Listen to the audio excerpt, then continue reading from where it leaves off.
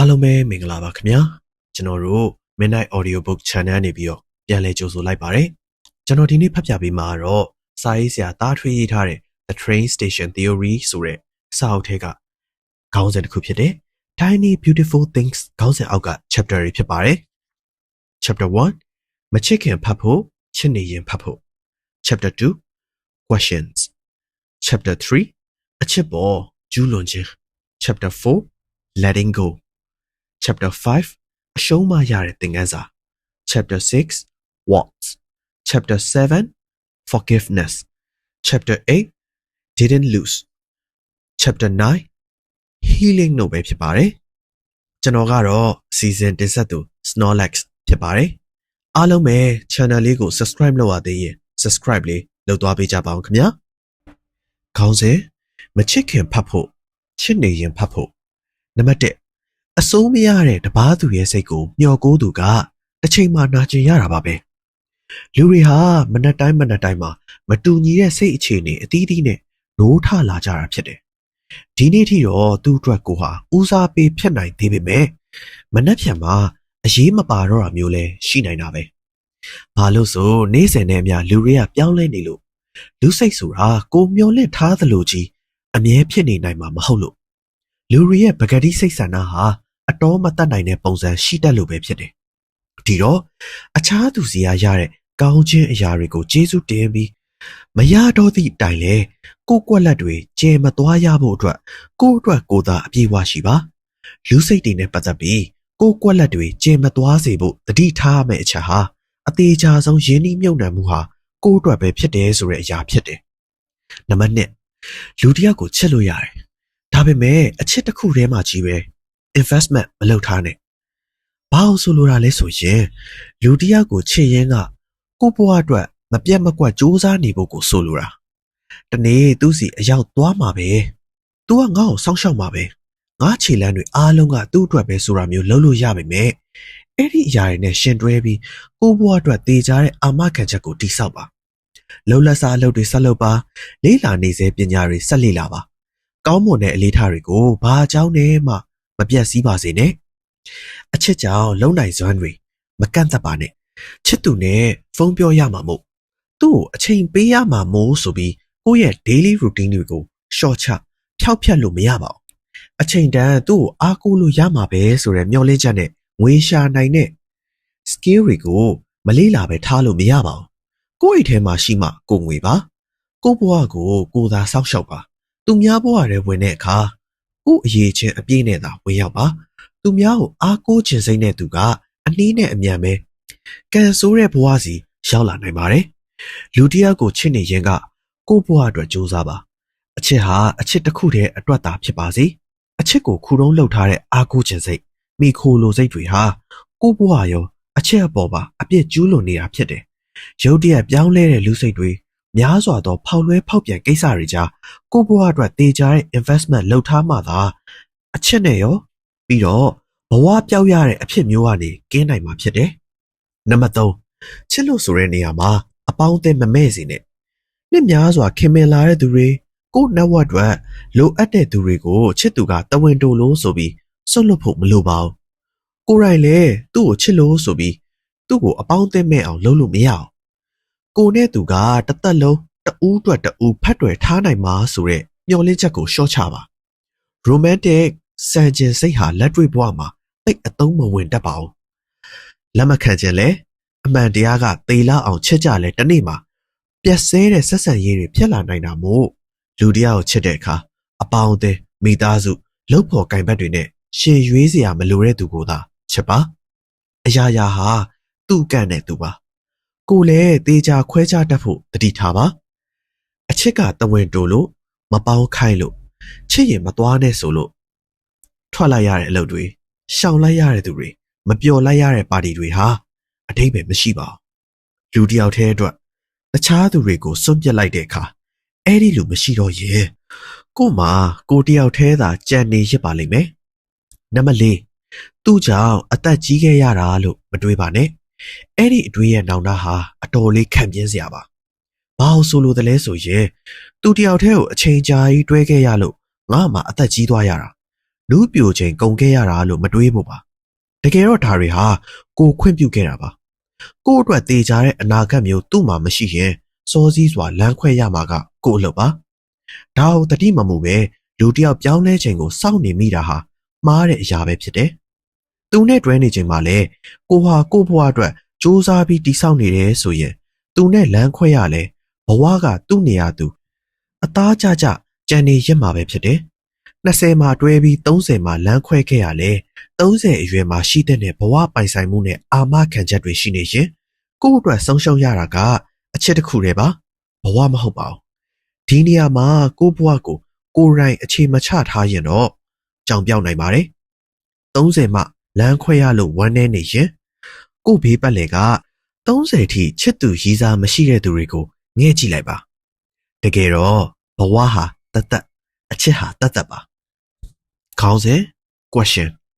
ပြည့်စဲသွားတဲ့ relationship ကို move on ရတဲ့အခါ healing stage ကိုကြော်ဖြတ်နေရတဲ့အခါအဲ့ဒီနာကျင်မှုတွေကနေပိုလွယ်ကူစွာကုသနိုင်မဲ့နည်းဟာခွင့်လွှတ်ခြင်းပါဒီလိုပြောလို့အရာရာခွင့်လွှတ်ပါတယ်ဘာဖြစ်ဖြစ်ကျေနပ်ပါတယ်ဆိုပြီးကိုအတင်းဖိအားပေးနေတာမျိုးထက်သူနဲ့ပတ်သက်ပြီးငါမှာဘာအမားတွေရှိခဲ့တယ်လဲဆိုတဲ့အချက်ကိုပြန်သုံးသပ်ကြည့်ရင်ခွင့်လွှတ်မှုဟာပိုလွယ်ကူပြီးပိုစစ်မှန်လာမှာဖြစ်တယ်ဒါဟာကိုအပြစ်တင်ခိုင်းတာမဟုတ်ဘူးမျှတစွာသုံးသပ်ခြင်းဖြင့်ခွင့်လွှတ်မှုကိုဆွဲခေါ်တာဖြစ်တယ်ဆိုတော့အဲ့ဒီသုံးသပ်မှုအတွက်ဒီမေးခွန်းတွေကိုကိုယ်တိုင်ပြန်မေးကြည့်ပါကိုနဲ့သူအဲ့ဒီဆက်ဆံရေးအတွင်းမှာရှိနေတုန်းကတဦးသားကြားအပေးယူမှားသွားတဲ့အရာကဘာများဖြစ်မလဲမလိုတာတွေပေးခဲ့မိသလားမတူညီတဲ့ love language ကိုညှိယူဖို့မေးခဲ့သလားကိုဖြစ်စေချင်တာတွေကြီးအတင်းကာရောဆွဲယူခဲ့မိသလားသူ့ကိုနားလည်ဖို့ကြိုးစားခဲ့ဘူးသလား reality မဆန်တဲ့ expectation တွေထားခဲ့မိသလားအချစ်တစ်ခုတည်းနဲ့အရာရာပြည့်စုံမယ်ထင်နေခဲ့မိသလားလက်တွေ့ဘဝမှာနေပြီး romantic ဆန်ကျင်စိတ်တွေပိုတာခဲ့သလားကိုတန်ရာကိုပိုနာတယ်ထင်ခဲ့သလားစသဖြင့်တတိမမှုမိခဲ့တဲ့အမားလေးတွေကိုပြန်တွေးကြည့်တဲ့အခါလူတွေကအတွေးခေါ်မတူ love language ချင်းမတူခံယူချက်ချင်းမတူကြတာတွေကိုသိလာပြီးသူ့ပုံမှင်နီတားထားတဲ့အပြစ်တွေကိုရှော့ပေါ့ပေးလာနိုင်လိမ့်မယ်အပြစ်တွေဇက်တိုက်မြင်နေတဲ့အခါခွင့်လွှတ်ဖို့ခက်တတ်တာမို့သူ့ဘက်ကိုယ့်ဘက်မျှတွေးပြီးသုံးသပ်ကြည့်တဲ့အခါခွင့်လွှတ်နိုင်ဖို့အတွက်ပိုလွယ်ကူလာမှာပါခေါင်းစဉ်အချစ်ပေါ်အပြစ်ကျူးလွန်ခြင်းဖောက်ပြန်ခြင်းထက်ဆိုတဲ့အရာရှိတယ် relationship တစ်ခုမှာကိုယ်ဟာကြီးဇွဲရှိနေရတယ်လို့ခံစားချက်တွေရနေတာကိုယ့်ရဲ့တန်တရားတွေကိုအမြဲ gaslight လုပ်ခံရတာချစ်သူတွေဆိုတဲ့ခေါင်းစဉ်အောက်မှာနေပြီးပန်းနေလည်းမရချစ်စကားတွေလည်းမပါတာကိုယ်နဲ့အတူဆိုပြီးတေချာတဲ့အနာဂတ်မျိုးရှိမနေတာဒါတွေဟာဖောက်ပြန်ခြင်းထက်ဆိုတဲ့လက္ခဏာတွေပါမဖောက်ပြန်ရင်ပြီးရောဆိုတဲ့စကားနဲ့အခြေရေးမှာကိုယ့်အတွက်စ조사ပေးဖို့အပြင်းထူနေတာကအချစ်အပေါ်အပြစ်ကျူးလွန်တာဖြစ်တယ်ဒီຢာကလူအယောက်တရာနဲ့ဖောက်ပြန်တာထက်ပိုဆိုးပါတယ်ဖောက်ပြန်တာတွေကိုတွေးရင်တော့စိတ်ကယွန်ပြီးပြတ်နိုင်အောင်ပဲcomfort zone မှာနေပြီးဘာ romantic မှမရှိဘာကြည်နူးစရာမှမရှိဘာအနာဂတ်မှမရှိတဲ့သူကအပြစ်ကင်းတယ်လို့ပုံစံနဲ့ဖောက်ပြန်တာထက်ပိုဆိုးတဲ့ခံစားချက်ကိုရစေတယ်ဒီဘက်ခင်မှာ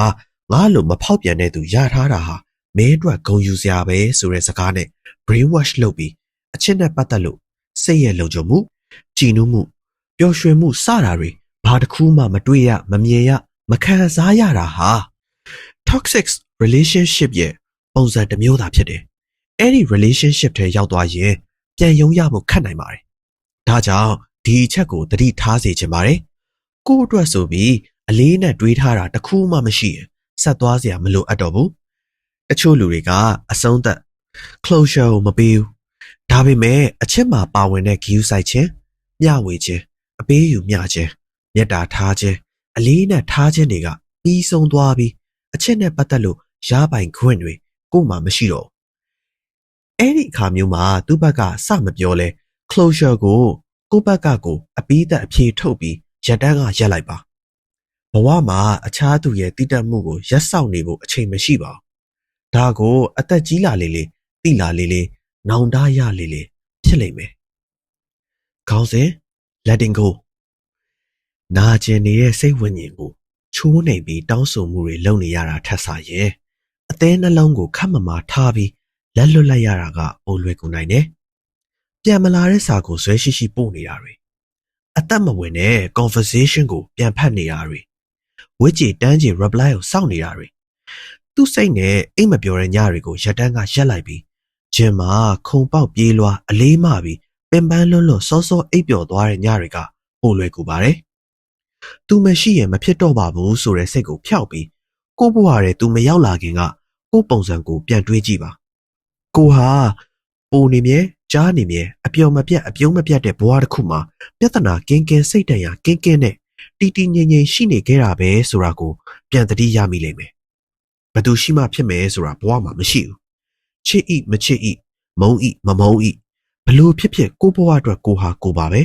။နှစ်ယောက်အတူဆိုပိုပြောနိုင်တယ်ဆိုပေမဲ့နှစ်ယောက်မဟုတ်ရင်တော့လေတယောက်တည်းအဆင်ပြေပါတယ်။ပြဿနာတွေယူနေတာထက်စာရင်ကိုတီစိတ်နဲ့ကိုနေတာကပိုကောင်းတာပါပဲ။နာနေရင်လွတ်ချကြည့်လိုက်ပါ။ပူလောင်ရင်စက်မကင်ထားဖို့တတိယပါ။စုပ်ကင်ထားတယ်ဆိုတာဟာအခြားသူရဲ့အစိုးမရတဲ့စိတ်ကိုပါ control လုပ်ရတာ။လက်လွတ်ပေးလိုက်တဲ့အခါကိုယ်တိုင်ကိုယ်သာ control လုပ်ပြီးအနေထိုင်တတ်ဖို့ဆုံးမယုံတာဖြစ်တယ်။ခေါင်းစဉ်အရှုံးမှရတဲ့သင်ခန်းစာဆုံးရှုံးမှုကြီးတစ်ခုနဲ့ကြုံရပြီးနောက်မှာရလာတတ်တဲ့တတ္တိနဲ့အတိတရားတို့ရှိတယ်။တိတ်တန်မိုးထားရတဲ့အရာမြန်နိုးရတဲ့သူတရားကိုဆုံးရှုံးရပြီးနောက်မှာ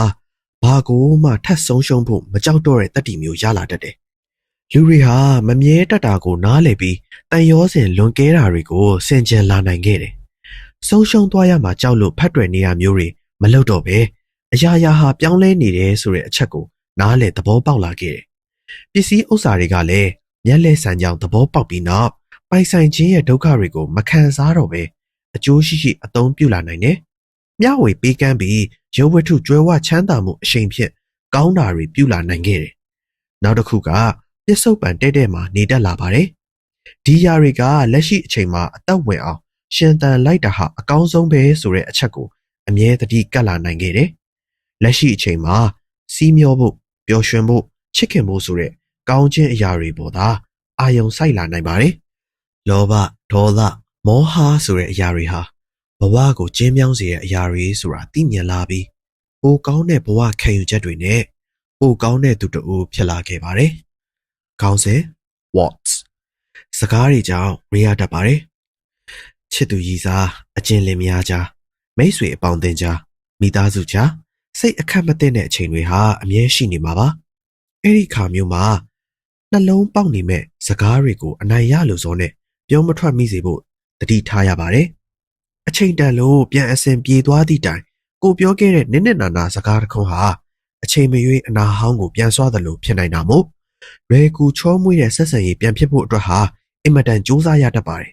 ။အတိတ်ကစကားလုံးတွေရိုးဖိတ်မလာဖို့ခက်ခက်ခဲခဲထိန်းထားရတာမို့ပေါ်ပါတဲ့ယဉ်နီးချင်းပြန်ရဖို့သိခတ်သွားပါလိမ့်မယ်။ဒါကြောင့်စိတ်ချင်းကီးမကိုက်တဲ့အခြေအနေတွေမှာတော့စကားချမ်းတွေကိုပြောမထွက်မိဖို့တတိထားဖို့လိုပါတယ်။နင့်နာစီမဲ့စကားတွေပြောလို့ပြဿနာကအဆင်ပြေသွားတာမရှိပါဘူး။အနိုင်ရလို့စောနဲ့စိတ်ထိခိုက်အောင်ပြောထွက်နိုင်တာက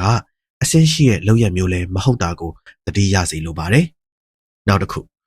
လူတွေစိတ်ထဲမှာဆွဲမှတ်နေတတ်တဲ့စကားတွေဟာမထင်မှတ်ပဲပြောမိလိုက်တာမျိုးမရှိဘူးဆိုတဲ့အချက်ပါအခက်မသိတဲ့အချို့အခြေအနေတွေမှာမပြောသင့်တဲ့စကားမျိုးမှတ်ချက်မျိုးအလွယ်တကူပြောထွက်မိသွားတာတွေရှိတယ်ကိုကမတော်တဆဆိုရင်တော့အဲ့ဒီစကားဟာအမြဲတမ်းကိုယ်စိတ်ထဲသူ့ကိုတတ်မှတ်ထားတဲ့အရာတွေးထင်နေတဲ့အရာကိုပြဿနာနဲ့ရောပြီးဖွင့်ချလိုက်မိတာပဲဆိုတဲ့တန်တရားမျိုးဖြစ်သွားတတ်ကြတယ်ဒါကြောင့်စကားပြောတဲ့အခါမပြောခင်စဉ်းစားပြောရင်စဉ်းစားပြောပြီးပြန်စဉ်းစားဆိုတဲ့နီးသုံးပြာကိုလိုက်နာတင်တာဖြစ်တယ်နောက်တစ်ခုကအလိမ်ညာစကားမျိုးပဲဖြစ်တယ်လိမ်ညာတဲ့စကားကိုလွယ်လွယ်ပြောပြီးလွယ်လွယ်ပြန်တောင်းပန်တာတွေမတီးတဲ့ဂတိတွေကိုအခါခါပေးနေတာတွေဟာတစ်ဖက်လူရဲ့လေးစားမှုကိုပျက်စီးစေတတ်ပါတယ်စကားလုံးတွေဟာနှုတ်ကအလွယ်တကူပြောလို့ရပေမဲ့အဲ့ဒီစကားတွေရဲ့စွမ်းအားကတိတ်ကြီးတာမို့တာဝန်မဲ့တဲ့စကားတွေဟာအရာရာကိုပျက်စီးစေတတ်ပါတယ်ဒါကြောင့်နေ့စဉ်ဘဝမှာလူတွေနဲ့ဆက်ဆံတဲ့အခါစကားတွေကိုသတိထားဖို့လိုအပ်ပါတယ်စကားလုံးတွေဟာကျွန်တော်တို့ဘဝရဲ့ကြီးမားတဲ့အပြောင်းအလဲတွေပေါ်တက်ရောက်မှုများစွာဖြစ်စေတတ်ပြီးခွဲခွာရခြင်းအများစုဟာလည်းစကားလုံးတွေရဲ့ impact ကြောင့်သာဖြစ်နေတတ်ပါတယ်ဒါကြောင့်စကားလုံးတွေကိုသတိထားပါဘလောက်ပဲချစ်ချစ်စ စကားတစ်ခွန်းကြောင့်ကဘာချားအောင်ဝေးကြရတယ်ဆိုတာတကယ်ရှိပါတယ်။ခေါင်းစဉ် forgiveness ကိုပေါ်မကောင်းတဲ့သူနာကျင်စေတဲ့သူဖောက်လွဲဖောက်ပြန်လုပ်ခဲ့သူတဦးကိုသူနာကျင်မဲ့အချိန်ဝစ်လည်မဲ့အချိန်ကိုစောင့်ပြီးသူကိုလိုပြန်နာကျင်ရမှအဖြစ်ကိုသိမှဝစ်လည်မှကျေနပ်မယ်လို့တွေးမထနဲ့အဲ့ဒီစိတ်ဟာဟီးလင်းလုပ်လို့မရအောင်ကို့ပဲပိုပင်ပန်းစေတာကို့ပေါ်မကောင်းတဲ့အရာကျူးလွန်သူဟာငကိုကလေးကမှကို့အတွက်ဆိုအရေးမပါလို့နောင်တမရလို့လှုပ်ရက်သွားကြတာဖြစ်တယ်ကိုနဲ့ဝေးသွားယုံနဲ့ပဲသူ့အမောက်တီးပြီးအပြစ်ရှိတယ်လို့ခံစားနေရလိမ့်မယ်လို့မထင်နဲ့သူဟာသူ့ဗီဇအတိုင်းသူ့ဘဝမှာစိတ်ကြိုက်ပြုမှုနေမှာပါကိုချင်းစာစိတ်သာရှိရဲ့မြတ်မြတ်တတတွေးတတ်ရင်အခုလိုအရာမျိုးတွေကို့ပေါ်လှုပ်ရက်ခဲ့မှာမဟုတ်ဘူးလေဒီလိုလူစီကအပြစ်လိုခံစားရစိတ်ကိုမစောင့်မျှော်ပါနဲ့ဒီစိတ်မျိုးဟာလူကောင်းနေစီမှာပဲကိန်းအောင်တာကိုလည်းကို့ဘဝကိုသာအာယုံစိုက်ပြီးပိုကောင်းတဲ့အရာတွေစီချဲ့ကပ်ပါကို့ပေါ်အပြစ်ကျူးလွန်သွားသည့်တိုင်ခွင့်လွတ်ပြီးမေးပြလိုက်ပါဒီအရာကသာကိုပြန်ကူစားနိုင်မှာဖြစ်တယ်တကယ်လို့များကိုဟာကို့ဘဝကိုအာယုံမစိုက်ပဲသူဝစ်လင်မဲ့အချိန်ကိုတစိမ့်စိမ့်စောင့်ကြည့်နေရင်ဘာမှမဖြစ်သလိုဘဝကိုကောင်းကောင်းရှင်သန်ခွင့်ရနေတဲ့သူ့ကိုကြည့်ပြီးကို့ဘဝကိုသာစိတ်ပြတ်လာနိုင်တယ်အပြစ်ရှိစိတ်တောင်မခံစားရပဲသူတော်ကောင်းလုပ်နေတဲ့သူကိုအမြဲစောင့်ကြည့်ပြီးပူလောင်နေလိမ့်မယ်ဒါကြောင့်ဝေးပြီးတဲ့နောက်ကိုကသာလက်ပြလုံအောင်နေပြီးဘဝကိုရှေ့ဆက်ရမှာပါပိုအဖိုးတန်တဲ့သူဖြစ်လာရမှာအရာရာကိုခွင့်လွတ်ပြီးမမုန်းခြင်းနဲ့ထားခဲ့ပြီးဘဝကိုလွတ်လွတ်လပ်လပ်သွားရမှာဖြစ်တယ်ဒါမှသာစိတ်ရောလူပါကြည်လင်ပြီးပိုကောင်းတာတွေရွေးချယ်နိုင်လာလိမ့်မယ်လူတစ်ယောက်အကြပိုင်းရောက်ဖို့နာကျင်ဖို့စောင့်မျှော်နေတာဟာမိမိကို negative energy တွေဝေးမြူနေတာဖြစ်တယ်ကိုယ်တိုင်လည်းအဲ့လိုလူနဲ့အဆင့်တူအောင်နှိမ်ချမိနေတာနဲ့တူတယ်ဒါကြောင့်ဝိလေလာမဲ့အချိန်ရောက်ဖို့စုမတောင်းနဲ့မေတ္တာပဲထားပါလောကမှာအမြဲမှန်နေတာတခုကလူတစ်ယောက်ဟာဘသူ့အပေါ်မှာကောင်းကောင်းလူတွေရှိဘာတွေပဲကောင်းတာတွေလုပ်ပြ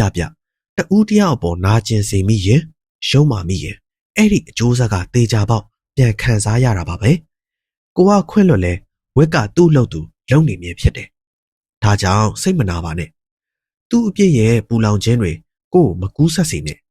သူ့ရဲ့အမားတွေနဲ့ကိုယ့်ရဲ့ဖြူစင်တဲ့စိတ်ဝိညာဉ်ကိုမစွန်းထင်းစေနဲ့ဂလစားချေဖို့မလိုပါဘူးသူ့လို့သူလုံမဲ့အရာတွေရှိတယ်မကောင်းတဲ့စိတ်ရှိတဲ့သူဟာမကောင်းတဲ့ဘဝမှာသာနေခွင့်ရတာကိုသာအမြဲတတိကပ်ပြီးစိတ်ကောင်းပဲထားနိုင်ဖို့ကြိုးစားပါဒီအရာတစ်ခုတည်းကပဲကိုဘဝကိုကယ်တင်နိုင်တာဖြစ်တယ်ခေါင်းစဉ် didn't lose တချို့တော့လမ်းခွဲရခြင်းတွေကကိုကယ်တင်ခဲ့တာဖြစ်တယ်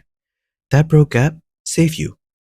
အတွေးခေါ်မတူခံယူချက်မတူကိုပေါ်စိတ်မနဲ့ထားတော့တဲ့သူကိုလက်မလွတ်နိုင်ပဲဆွဲထားမိခြင်းဟာကိုအသေးကိုပြန်ခွဲနေရတဲ့စင်တူတယ်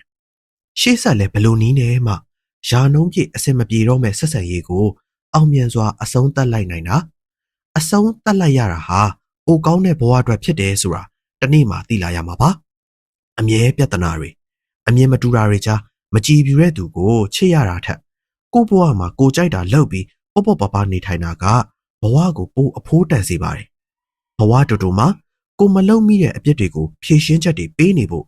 မတူတာတွေကိုလိုက်ညှိနေဖို့မတင်မကျစိတ်တွေနဲ့အေးရေးပြတ်တဲ့ညတွေဖြတ်တန်းနေဖို့အချိန်မရှိပါဘူးအပေးယူမမျှတဲ့သူနဲ့နောက်ကျကြံခဲ့တဲ့ဆက်ဆံရေးတွေကိုအကျော်တင်လွတ်ချလိုက်တာကပိုအမျှော်မြင်ရှိရဲ့လုပ်ရပါဒါကြောင့်လမ်းခွဲခြင်းတွေကကိုယ်ကယ်တင်ခဲ့တာအဲ့ဒီလမ်းခွဲခြင်းနောက်မှာပိုကောင်းတဲ့ဘဝပိုတာလွန်တဲ့ဆက်ဆံရေးနဲ့ပိုအဖိုးတန်တဲ့နေရက်တွေရလာခဲ့တာဖြစ်တယ် You didn't lose them you found yourself တချို့လမ်းခွဲခြင်းတွေကကိုယ်ဆုံးရှုံးမှုမဟုတ်ဘူးအဲ့ဒီຢာကကိုကယ်တင်ခဲ့တာသူတို့ကြောင့်ပျောက်ဆုံးနေခဲ့ရတဲ့ကိုယ့်ရဲ့စစ်မှန်မှုပျော်ရွှင်မှုစိတ်ချမ်းသာမှုနဲ့မိမိကိုယ်လေးစားမှုတွေဟာပြန်ရှာတွေ့ခဲ့ရလာခဲ့တာဖြစ်တယ်လမ်းခွဲရလို့တည်ရသူမရှိဘူးအမားယွင်းကြားကဆက်ဆက်ရေးကိုအတင်းကရောလိုက်ဆွဲထားသူကသာစိတ်ရောလူပါလုံးပါလာနိုင်တာဖြစ်တယ်ခေါင်းစဉ် healing လုပ်နေတဲ့ journey တစ်လျှောက်မှာလွမ်းတာဟာတာမန်ပဲလွမ်းလို့ရတယ်ဒါအပြစ်မဟုတ်ဘူးဒါပေမဲ့အမှတ်သေးချင်နေတော့လွမ်းတတ်ဖို့လိုအပ်တယ်ကိုယ့်အပေါ်မညာတာပဲနာကျင်စေသူဆိုရင်တော့အတူရှိစဉ်ကကြ ကြည်နူးခဲ့မှုတဲ့အမတ်တရားတွေဟာပြန်တတိယဖို့လုံလောက်စေမှာပါပဲအဲ့ဒီအရာဟာအမတ်တရားတွေကိုလွမ်းတာဖြစ်ပြီးလူကိုလွမ်းတာမဟုတ်ဘူးဒါကိုခွဲခြားသိဖို့လိုအပ်တယ်အချိန်တစ်ခုထိ daily routine မှာပါဝင်ခဲ့သူတဦးကို comfort zone အဖြစ်မတိစိတ်ကတတ်မှတ်ပြီးပြန်တတိယတတ်တယ်ရင်မောဘူးတာပျော်ရွှင်ဘူးတာစကားတွေဖောင်ဖွဲ့ဘူးတာခံစားချက်တွေဝေမျှခဲ့ဘူးတာစားတဲ့ကြည်နူးစရာဖြစ်ရက်တွေကိုစိတ်ရဲ့အတိအကျလုံခြုံရာလို့ဆွဲမှတ်ပြီးပြန်လိုချင်ကြတယ်ဒါဟာတာမန်ပဲဖြစ်တယ်နောက်ပြီးအဲ့ဒီလိုကြည်နူးပျော်ရွှင်ခဲ့ရခြင်းဟာလေ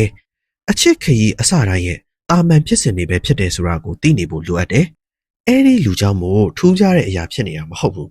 တချို့ကအဲ့ဒီလိုရင်ခုန်စိတ်လှုပ်ရှားစရာအခိုက်အတန့်တွေဟာအဲ့ဒီလူကသာပေးနိုင်မယ်လို့ထင်ကြတယ်ဒီလိုနဲ့ပဲလုံလုံလောက်လောက်မကုစားနိုင်ခင်အချိန်မှာမှားတဲ့သူစီပြန်သွားလိုက်ကြတယ်ကုစားခြင်းခရီးစဉ်ဟာလွယ်ကူတဲ့အရာမှမဟုတ်ပဲလေချက်ချင်းလက်ငင်းအရှင်းပြောက်တတ်တာမျိုးလည်းမဟုတ်ဘူး daily routine မှာထဲထဲဝင်ဝင်ပါဝင်ခဲ့သူတဦးကိုဘဝထဲဖယ်ထုတ်ရတာလွယ်လွယ်တော့မရပါမလဲတခါတလေပြန်သွားလိုက်ရမလားလို့တွေးမိတယ်တချို့နေ့တွေကြာမခံကျင်စိတ်နဲ့ကိုဘဝကိုသာအာယုံစိုက်နေမိတယ်အထီးကျန်စိတ်နဲ့ဝမ်းနေချိန်တွေလည်းရှိတယ်အခန်းနဲ့ကိုငိုတန်သူများမကြောက်အောင်တချင်းအကျယ်ကြီးဖွင့်ပြီးမျက်ရည်တွေတွန်းထုတ်ရတာတွေလည်းရှိမယ်စသဖြင့်ပေါ့အပြေးဝမကူစားနိုင်သေးတဲ့စိတ်ရဲ့အနာတရားတွေဟာနေ့စဉ်တိုင်းမတူတဲ့ပုံစံနဲ့ရှိနေမှာပဲအဲ့ဒီခါလက်လျှော့ပြီးဒဏ်ရာပေးတဲ့နေရာကိုပြန်သွားချင်ကြတယ်ဒါကြောင့်လွမ်းတဲ့အခါအမှတ်သေးချင်နဲ့လွမ်းတတ်ဖို့လိုတယ်လို့ပြောတာပေါ့ move on ရဲ့အတော်တွင်မှာအဲ့ဒီလူစီပြန်သွားချင်တဲ့အချိန်တွေတေချာပေါက်ရှိမှာပဲအဲ့ဒီခါသူကိုဘလို့နာကျင်စေခဲ့တယ်လဲဘလို့ညာခဲ့တယ်လဲဘယ်ပုံစံမျိုးနဲ့အသုံးချတယ်လဲဘလို့ဆက်ဆံခဲ့တယ်လဲသူနဲ့ရှိစဉ်ကကိုခံစားချက်တွေကဘလို့ရှိခဲ့ရတယ်လဲနောက်ဆုံးအချိန်တုန်းကဘလို့ပြဿနာတွေနဲ့အဆုံးသတ်ခဲ့ရတယ်လဲဆိုတာတွေကိုတတိယဖို့လိုတယ်အမှတ်သေးချင်နဲ့အဲ့ဒီလူဟာကိုယ့်အတွက်အစင်မပြေတဲ့သူဖြစ်တယ်ဆိုတာကိုတတိကတ်ထားဖို့လိုအပ်တယ်အမှတ်တရားတွေကိုလွှမ်းလို့ရတယ်တတိယပြီးငိုလို့ရတယ်တခါပဲကုစားနေတဲ့ကိုလက်မလျှော့လိုက်ဖို့လိုတယ်ကိုကို treat လုပ်ခဲ့တဲ့ပုံတွေကိုမမေ့ပစ်ဖို့လိုအပ်တယ်အပြေးဝကုစားပြီးတဲ့အခါတော့အလွမ်းရှိန်တွေဟာကြာပြီးနေ့စဉ်ဘဝဟာအကောင်းတိုင်းပြန်လဲပတ်နိုင်အောင်ပါကုစားနေစဉ်အတော်အတွင်းအမှတ်သေးချင်မရှိပဲပြန်သွားနေရင်တော့နာကျင်မှုတန်တရားကနေလွတ်မြောက်တော့မှာမဟုတ်ဘူး